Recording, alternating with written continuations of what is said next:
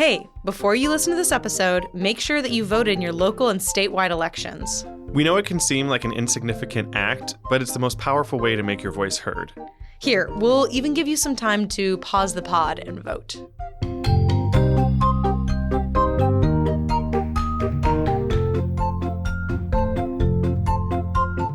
Okay, all done voting? I actually voted by mail in the early voting period. Super easy and straightforward. Plus, I could do all my research with the ballot in front of me. Oh, but then you don't get the I voted sticker, and you can't post like a cute selfie and look like a thoughtful citizen. A voting selfie in November. Groundbreaking. Okay, Priestley. Devil Wears Prada over here. Anyway, we should probably tell our audience who we are and why they're hearing about voting on a Math and Stats podcast. Good call.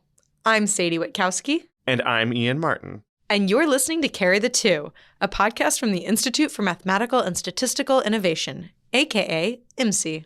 This is the podcast where Sadie and I talk about the real-world applications of mathematical and statistical research. We might seem like an odd couple to tackle these topics. My background is as a cognitive neuroscientist, and Ian is a high school choir teacher. But it turns out you don't need a degree in mathematics or statistics to know how to apply them to the world around you.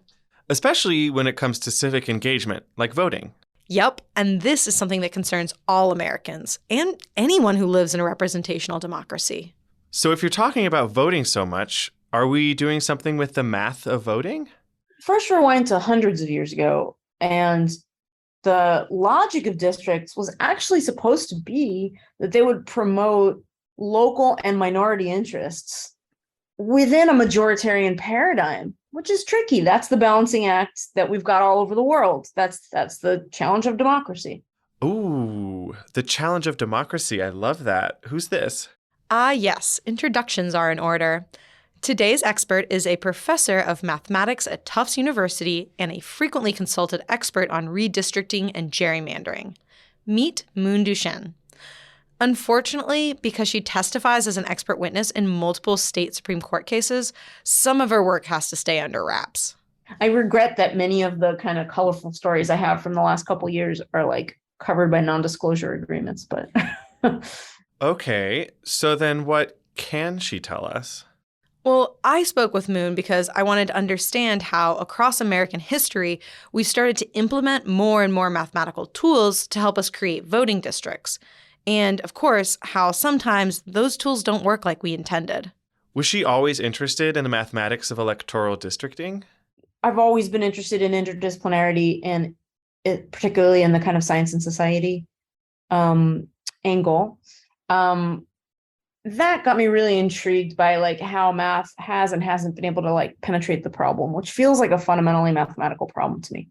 So Moon has always generally been interested in the intersection between research and the broader world. I thought I was multidisciplinary, but Moon really puts that interest into action. It's how she got into applying her work to the U.S. voting system.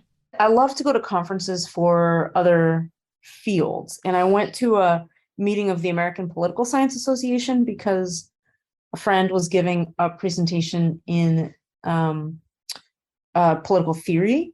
And it happens that in his session, there was another paper about the shapes of electoral districts that made me realize that there were scores that were used for that. I hadn't kind of known that before. So knowing that there was this thing called district compactness was very intriguing since I do geometry.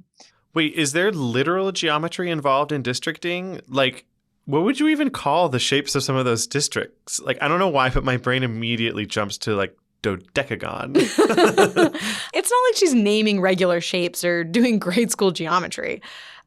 Rather, Moon works in areas of geometric group theory and geometric topology. We talked a bit about topology in earlier episodes, but it's easiest to think of like a topographic map, where we're trying to understand how points on the surface structure relate to each other. Oh, yeah. We talked about that with Tiffany in our episode on invasive species. Right, but instead of using geometric topology to track invading bugs, Moon has used her expertise to look at how we create districts and ways to understand representation within those electoral districts. A few years ago, she helped found the MGGG Redistricting Lab, which stands for Metric Geometry and Gerrymandering Group. They work on geometry, modeling and computation, graph algorithms, geography, policy, law, and civics, but all with an eye towards the real-world implications of their work. So, what are the basic questions driving her research? In essence, Moon works on the big question of how do we draw electoral districts where minorities have a chance to be represented? And what does that look like? Oh, okay. So, just the minor hurdle of trying to ensure equity in voting systems while also allowing for the nuance that comes with a pluralistic society. Got it. Right. She clearly likes to tackle easy projects. But unlike a pure math research project, there's so much cultural and legal baggage to deal with. I'm interested in the area of research called mechanism design, where you have maybe a goal and you build systems to achieve the goal. And unfortunately, our current voting system wasn't really created with mechanism design in mind. Moon sees several major problems with our current electoral districting system. This is not a good system to achieve the goals of American democracy. It's a terribly outdated system that hinges on some just provably false hunches about how districts would perform. Is she saying that the systems we've created no longer align with the goals? Kind of. Her broader point is that the legal traditions, like voting districts, aren't something we can just wipe the slate clean on and try something new. The United States of America, while still somewhat young country, has been around for over 200 years, and that means we have 200 years of legal tradition. And that's not even including whatever weirdness we got from the British or other colonialists, right? Actually, if you think that the Senate, where each state has the same number of senators regardless of population size, is weird, the British have even weirder ideas for how to decide how to apportion people's votes. A really weird thing goes back to 19th century Britain. I think this is super weird, which is, so proportionality, if you looked at seats versus votes, proportionality